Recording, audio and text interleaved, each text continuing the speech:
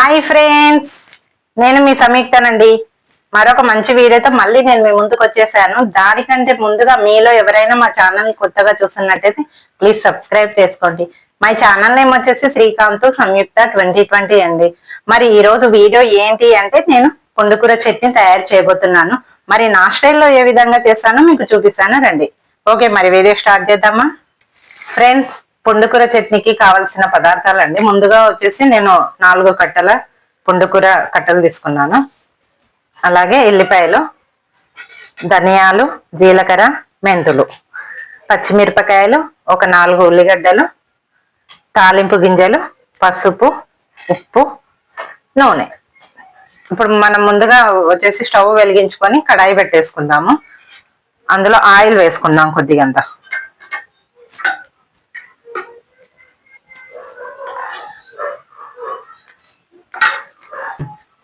Oil వేసుకున్నాం కదా, ఇప్పుడు ధనియాలు, జీలకర్ర, మెంతులు వేసుకొని కొంచెం లైట్ గా వేయించుకుందాం.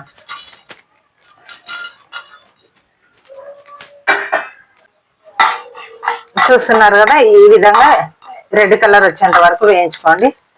ఇప్పుడు ఇది ఒక గిన్నెలోకి తీసేసుకోండి, మొత్తం తీసేసుకోండి గిన్నెలోకి. ఇప్పుడు ఇవి తీసుకున్నాం కదా, మనం ఇప్పుడు పచ్చిమిరపకాయలు కూడా వేసుకోండి. ఇందులో మొత్తం వేసుకోండి. కొంచెం మూత పెట్టి వేయించుకోండి.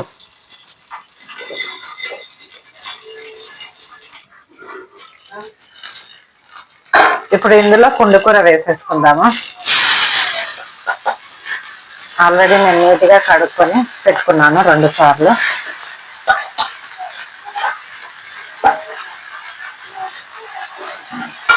ఇది దగ్గర పడేంత వరకు వేయించుకోండి.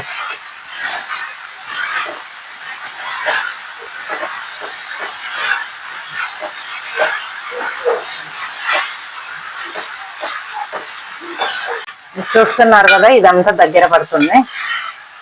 ఇదంతా దగ్గర పడేంత వరకు కలుపుతూ వేయించండి.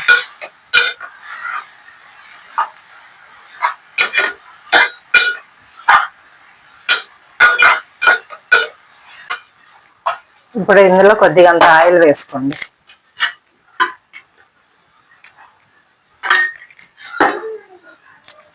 ఒక్కసారి కలిపేసుకొని స్టవ్ ఆఫ్ చేసేసుకోండి.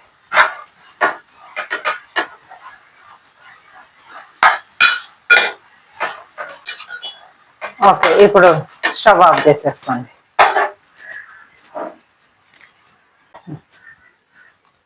ముందుగా మనం ఈ జీలకర్ర, మెంతులు, ధనియాలు వేసుకున్నాం కదా, ఇవి ఎల్లిపాయలు వేసి మిక్సీ పట్టేసుకోండి. ఫ్రెండ్స్ చూస్తున్నారు కదా, మిక్సీలో వేసుకున్నాను నేను. ఇప్పుడు ఇందులో ఉప్పు కూడా యాడ్ చేసుకోండి. కావాల్సినంత ఉప్పు కూడా యాడ్ చేసుకొని మిక్సీ పట్టేసుకోండి మెత్తగా. ఫ్రెండ్స్ చూసారు కదా, ఈ విధంగా మెత్తగా పేస్ట్ లాగా చేసుకోవాలి. ఇప్పుడు ఇది వచ్చేసి మనం ఈ పుండుకూర ఆయిల్లో వేయించుకున్నాం కదా, ఇందులో కలిపేసుకోండి. ఇది మొత్తం ఇందులో వేసేసుకోండి. ఇది కూడా మిక్సీకి పట్టాలి మొత్తం.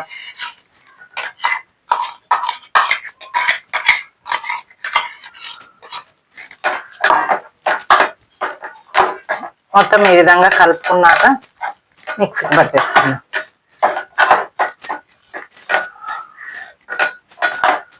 ఇదంతా మొత్తం దీంట్లో కలిసిపోయింది. ఇప్పుడు ఇది మనం మిక్సీ పట్టేసుకుందాం.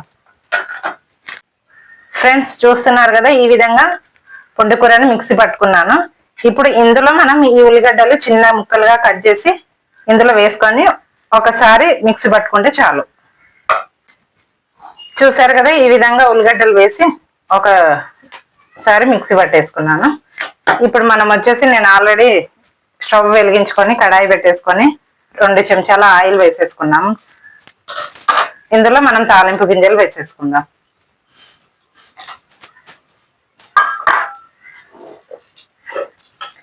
కాస్తంత పసుపు కూడా వేసుకోండి ఇందులోనే.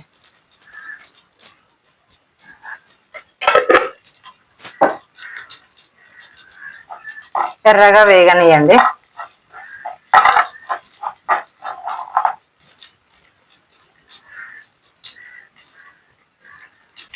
చూసారు కదా, తాలింపు కూడా ఎర్రగా వేగిపోయింది. ఇప్పుడు స్టవ్ ఆఫ్ చేసేసుకోండి. ఇప్పుడు మనం ఈ రుబ్బుకున్న చట్నీ వేసేసుకోండి. ఇందులో వేసుకొని కలుపుకోండి. మొత్తం వేసేసుకోండి.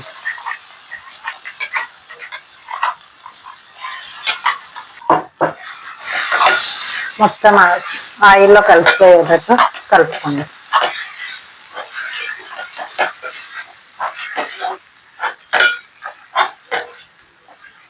చూసారు కదా ఫ్రెండ్స్, ఇదంతా మొత్తం ఆయిల్లో కలిసిపోయేటట్టు ఈ విధంగా కలుపుకుంటే చాలు.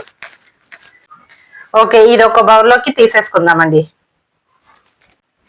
చూసారు కదా ఫ్రెండ్స్, ఎంతో రుచికరమైన పుండుకూర చట్నీ రెడీ అండి. మరి ఒకసారి టేస్ట్ చేసి చూద్దామా?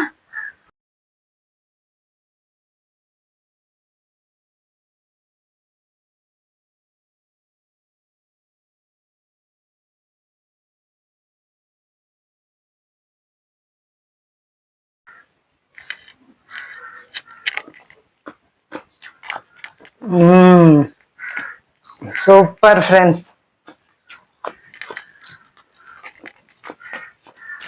సూపర్. చూసారు కదా ఫ్రెండ్స్, నేను పుండుకూర చట్నీ ఏ విధంగా తయారు చేశానో మీరు కూడా ఇదే విధంగా తయారు చేసుకొని తిని చూడండి. చాలా అంటే చాలా రుచిగా ఉంటుంది ఫ్రెండ్స్. వేడి వేడి అన్నంలోకి తింటే ఇంకా చాలా బాగుంటుంది.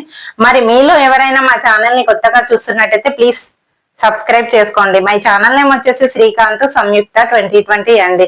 కొత్తగా మా వీడియోస్ చూస్తున్న వాళ్ళు ప్లీజ్ లైక్ చేయండి, షేర్ చేయండి, అలాగే కామెంట్ చేయండి మా వీడియో కనుక మీకు నచ్చినట్టయితే. ఓకే, మరొక వీడియోతో మళ్ళీ నేను మీ ముందు ఉంటాను. అంతవరకు బాయ్.